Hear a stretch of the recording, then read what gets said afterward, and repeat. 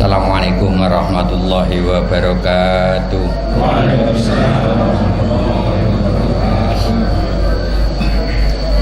A'udzu billahi minasyaitonir rajim. Bismillahirrahmanirrahim. Qul huwallahu ahad, Allahu shamad, lam yalid wa lam yulad wa lam yakul lahu kufuwan ahad. Allahumma sholli ala Muhammad wa ala ali sayyidina Muhammad. Shadaqallahul adzim. Para jamaah sekalian yang sangat kami hormati, yang sangat kami muliakan, juga yang dirahmati Allah Subhanahu wa taala. Alhamdulillah, kita baru saja melaksanakan salat tarawih dalam keadaan baik-baik saja, sehat-sehat, tidak kurang suatu apa. Pada malam hari ini saya akan melanjutkan pembahasan sebagai pelengkap pengetahuan, karena hal ini, apa yang kami sampaikan ini sangatlah penting untuk diketahui, ya. Mengingat dari sabda Rasulullah itu begini, janganlah kalian melakukan sesuatu tanpa ilmu pengetahuan. Nah, oleh sebab itu kita perlu selalu menambah ilmu pengetahuan. Bapak Ibu sekalian, yang kami jelaskan, kami terangkan beberapa hari yang lalu, sebuah nafsu namanya nafsu mutmainnah, di mana asalnya adalah Nur Muhammad. Dan Nur Muhammad itu sendiri lebih tua dari apapun yang ada. Itu maksudnya, seandainya nggak ada Nur Muhammad, Allah tidak menciptakan alam semesta ini, tidak ada. Jadi karena kan ada Nur Muhammad, Allah menciptakan alam semesta ini, kemudian menciptakan seluruh isi makhluk-makhluknya. Nah, kemudian Nur Muhammad oleh Allah diturunkan ke bumi di akhir zaman dalam bentuk wujud manusia paling agung, paling mulia, yaitu Kanjeng Nabi Muhammad Shallallahu Alaihi Wasallam. Itu. Nah, ketika Rasulullah Shallallahu Alaihi Wasallam itu wafat, kembali ke sana, kemudian menjadi nafsu yang namanya nafsu mutmainnah yang kita bahas beberapa hari yang lalu.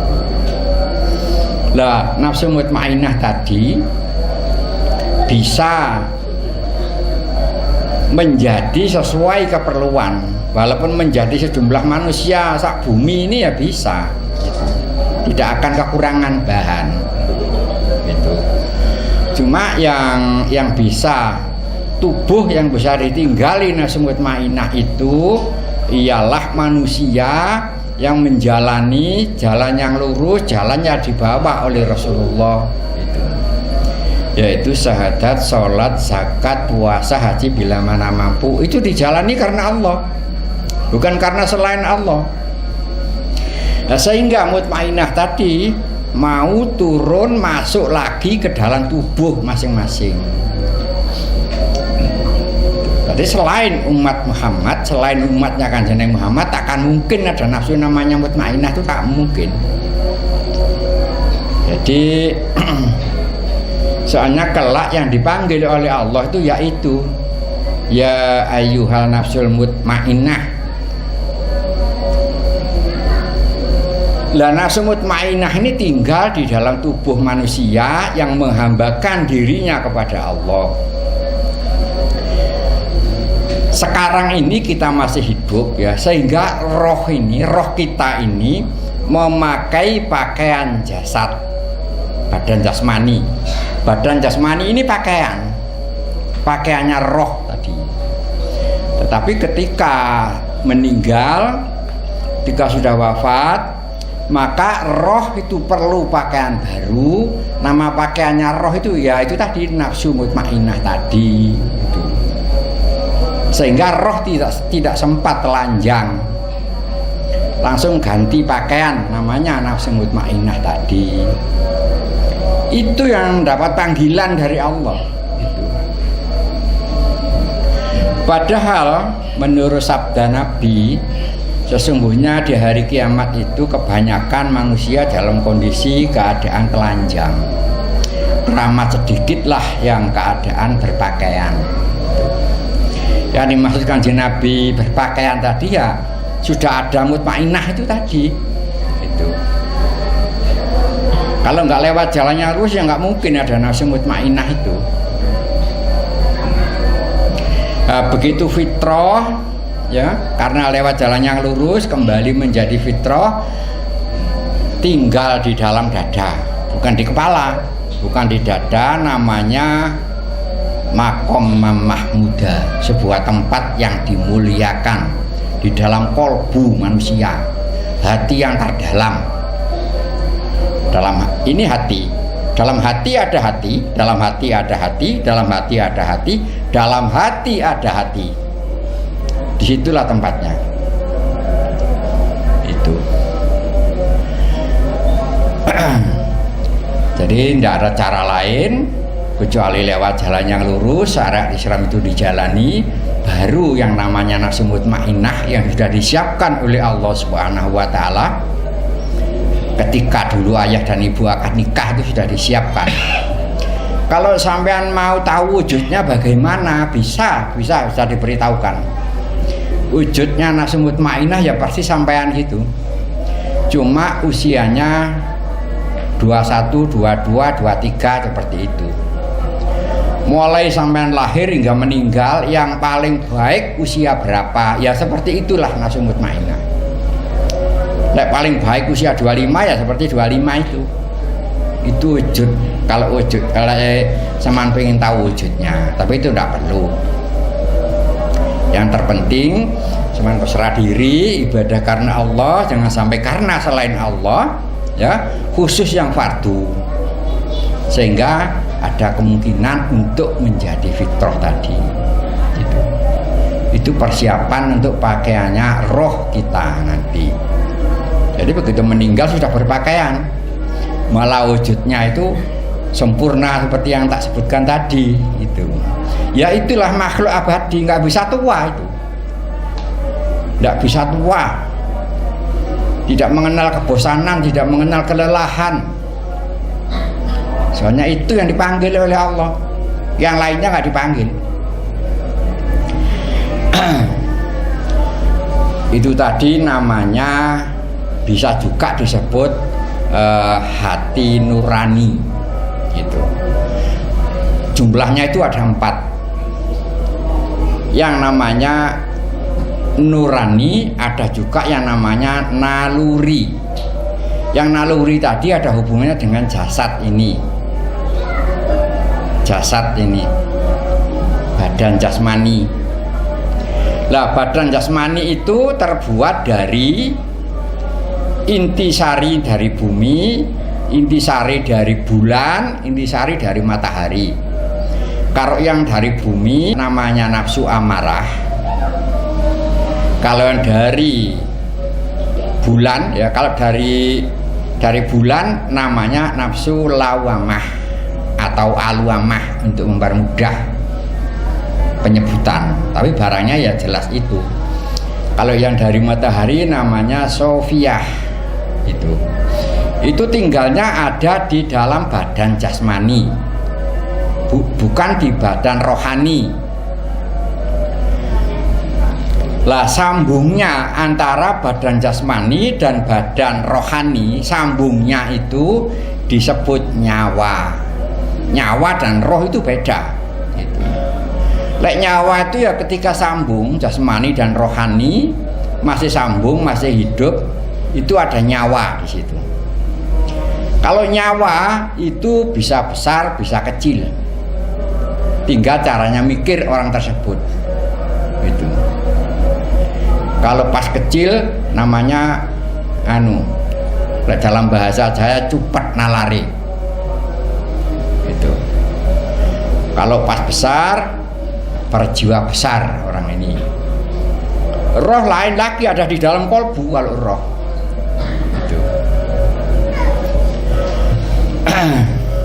Para jemaah sekalian yang teramat amat sangat kami hormati, ya, yang dari bumi tadi namanya amarah, yang dari bulan namanya lawamah atau aluamah, yang dari matahari namanya Sofiah.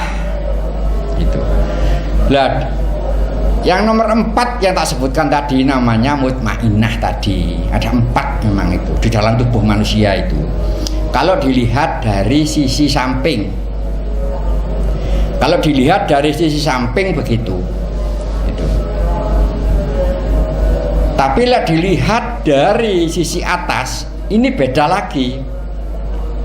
Justru ada 5 lah dilihat dari atas. Tapi yang 4 itu sesungguhnya hanya amarah. Amarah terbagi menjadi 4 bagian, yaitu asalnya dari inti tanah, inti api, kemudian inti air, kemudian inti angin. Jadi 4. Sementara yang aluamah dengan Sofiah ada di tengah-tengah. Itu. Lek kondisinya fitrah ya ada mutmainnah di situ. Lek fitrah itu. Enggak fitrah ya enggak ada. Ada 5 itu. Jadi kita melakukan sesuatu tadi kita harus paham saya ini sedang nuruti apa. Itu kita harus paham. Itu.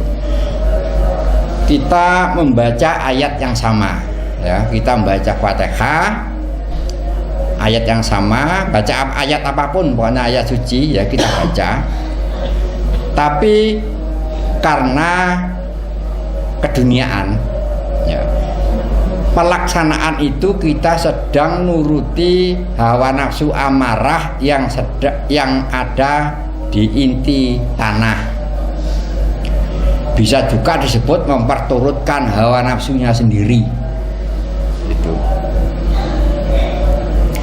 Terus ayat yang sama dibaca, tapi karena manusia, karena wanita, pokoknya karena manusia, ayatnya sama yang dibaca karena wanita, itu memperturutkan hawa nafsu yang asalnya dari inti api tadi. Itu. Jadi kalau manusia disebut kamu memperturutkan hawa nafsu, marah dia, padahal iya. Kemudian membaca ayat yang sama, tapi karena supaya bisa ngobatin orang, atau karena supaya pandai bicara, itu memperturutkan nafsu amarah yang ada di inti air. Terus lagi besoknya membaca ayat yang sama juga, tapi niatnya beda. Niatnya karena supaya panjang umur. Apakah itu salah? Tidak, saya tidak menganggap itu salah. Cuma sampean harus tahu saya ini sedang memperturutkan apa itu loh. Sama sedang memperturutkan hawa nafsu amarah yang asalnya dari angin. Itu. Makin tua bukan semakin takut kepada Allah, tapi semakin takut dengan mati. Bukan semakin cinta kepada Allah, tetapi semakin cinta kehidupan. Jadi kita harus tahu sebab akibat ini tadi, dan tidak bisa enggak itu. Padahal soal usia sampean itu belum lahir sudah ditentukan. Jadi kalau ada orang yang umurnya panjang karena dia punya amalan soal panjang umur, panjangnya usianya itu memang atas kehendak Allah, bukan karena dia rajin wiritan karena panjang umur tadi. Kalau kita berdoa karena panjang umur, mendoakan ya selain pribadi, itu bagus, itu sangat mulia. Doakanlah orang tuanya, mertuanya, saudara-saudaranya agar sehat-sehat dan panjang umur. Itu sesuatu yang mulia, asal bukan pribadinya sendiri. Itu.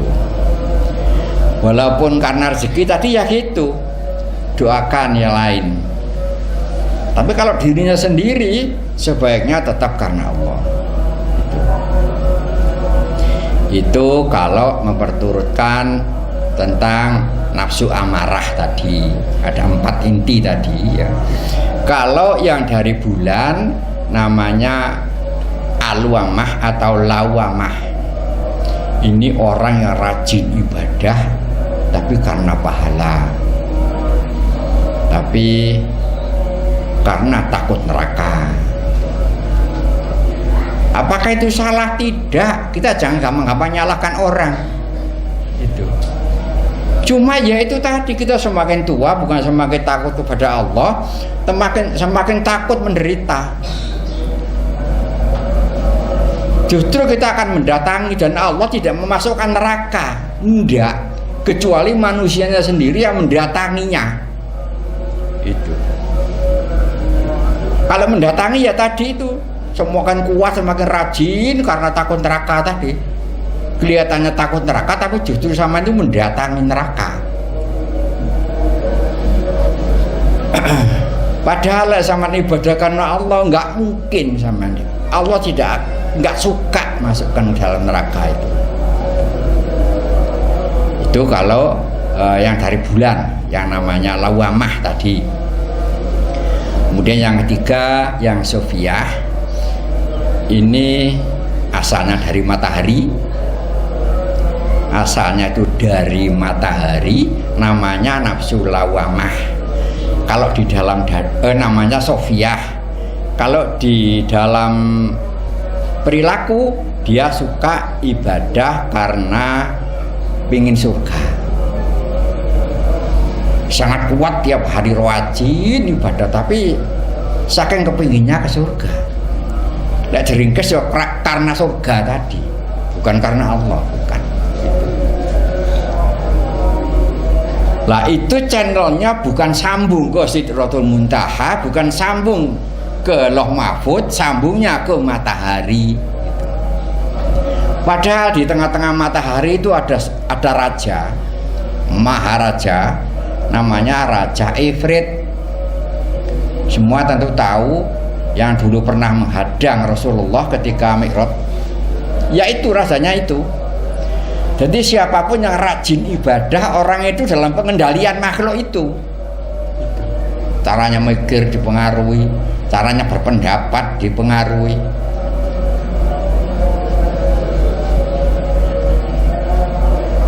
Nah kalau dunia tadi, semua tahu bahwa iblis itu dikutuk oleh Allah kemudian diturunkan ke bumi. Itu ada di 7 lapis bumi sana.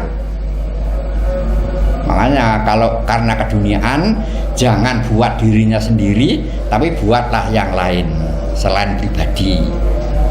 Walaupun neraka surga tadi ya gitu, doakan yang lain, jangan untuk pribadi. Kalau sangat mendoakan ayah ibunya masuk surga, itu sangat mulia. Ya itulah makhluk yang mulia. Doakan selain pribadi pokoknya. Oh, kedua orang tuanya, kedua mertuanya, bahkan kakek neneknya, anak cicitnya hingga yaumil kiamah. Itu. Jadi kita harus bisa membedakan inna sholati wa nusuki wa mahyaya wa mamati. Yang buat diri tadi harus karena Allah. Jangan sampai karena selain Allah. Khusus yang fardu. Kalau karena sesuatu untuk yang lain selain pribadi. Ya, saya ulangi lagi. Kalau kita sedang memperturutkan nafsu amarah ya, kita rajin ibadah tapi karena keduniaan, karena rezeki, karena wanita, karena supaya selamat, tambah gak selamat ya, karena Allah pasti selamat, karena panjang umur, itu keduniaan. Kita jangan memperturutkan hawa nafsu kita sendiri. Kemudian karena pahala, karena takut neraka, itu memperturutkan hawa nafsu yang asalnya dari bulan tadi. Itu yang dimaksud oleh Rasulullah, jangan kalian melakukan sesuatu tanpa ilmu pengetahuan. Kita belum jelas kita ini memperturutkan apa, tapi rajinnya setengah mati. Nggak tahu tambah hidupnya, tambah dikendalikan oleh makhluk seperti yang tadi itu. Kalau nggak makhluk yang dari bulan ya dari matahari, kalau nggak yang dari matahari ya dari bumi. Lah kalau kita berserah diri dan ibadah karena Allah, maka baik ucapan, baik tindakan, baik pendapat orang itu ini dalam bimbingan Allah Subhanahu wa Ta'ala. Jadi tidak akan mungkin melakukan sesuatu yang akibatnya nggak disukai oleh Allah. Tidak akan mungkin. Asal ibadahnya karena Allah tadi. Soalnya tidak koslet, tidak terhubung dengan bumi, bulan, matahari tadi tidak. Jangan dipikir kalau nggak ibadah karena rezeki kita melarat, jangan. Memangnya rezeki dari wiritan. Rezeki ini dari Allah. Siapapun yang ibadah karena Allah nggak mungkin melarat. Jadi orang yang rajin ibadah tapi karena takut neraka sama dengan mendatangi neraka. Gitu. Tambah nggak akan mungkin luput dari situ. Kita mendatangi, akhirnya masuk.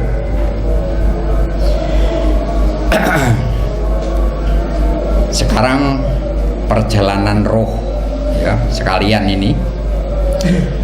Apabila seseorang itu meninggal, lah waktu hidupnya ini lewat jalan yang lurus, jalannya dibawa oleh Kanjeng Nabi Muhammad. Syahadat, sholat, tunaikan zakat, puasa di bulan suci Ramadan, pergi haji bila mana mampu. Ini tanpa keraguan, dijalani. Itu. Masa kita senang uang, jangan sampai wiritan karena uang. Kita rajin ikhtiar, rajin usaha. Hasil tidaknya itu urusan Allah. Itu. Bukan kita nggak ibadah karena rezeki terus kemudian kita leha-leha nggak mau kerja, itu salah, nggak begitu. Gitu.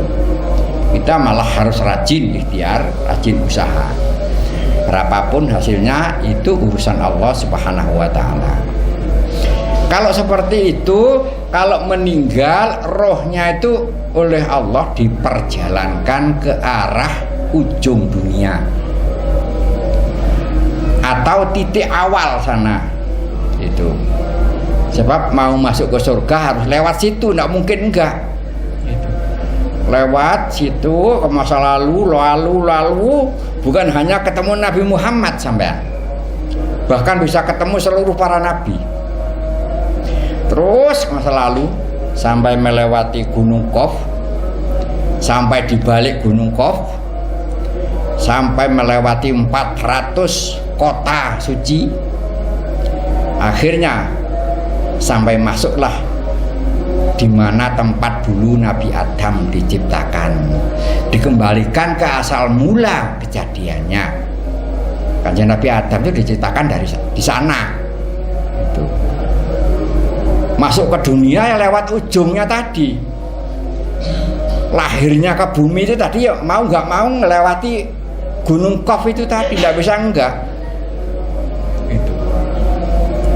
Sampailah ke masa sekarang, tapi lah ibadah karena selain Allah, apabila meninggal, rohnya berjalan ke masa lalu, masa depan, masa terkemudian.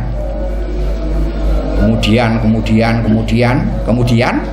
tidak pernah mencapai puas sudah. Kemudian terus sampai masuk ke titik akhir. Titik akhir itu ya akhir dunia ini ya kiamat kubro itu tadi. Sekalian bahannya neraka tadi. Gitu.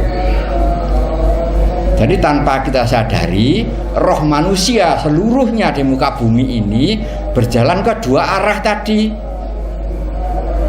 Kalau enggak berjalan ke arah ke titik awal, ya berjalan ke arah titik akhir. Gitu. Jadi menjadi seorang mukmin tadi harus tahu persis letaknya surga itu di mana, walaupun kita belum ke sana, letaknya neraka itu di mana. harus tahu.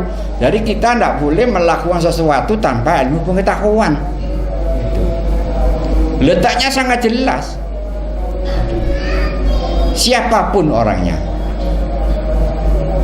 Ya, cuma di dalam hati ini ada sedikit kegembiraan, ada sedikit rasa sejuk, karena selama bersahadat, selama masuk Islam, selama itu pula akhirnya akhir ini juga ditaruh di surga semuanya.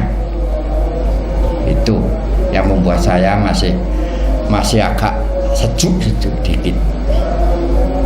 Cuma maksud saya itu jangan sampai ke sana, jangan sampai lewat titik akhir, langsung ke titik awal sana. Jadi selama manusia ini bersahadat, membaca 2 kalimat syahadat, itu walaupun melalui proses ya, di sana masih dicuci dulu ya, dicuci.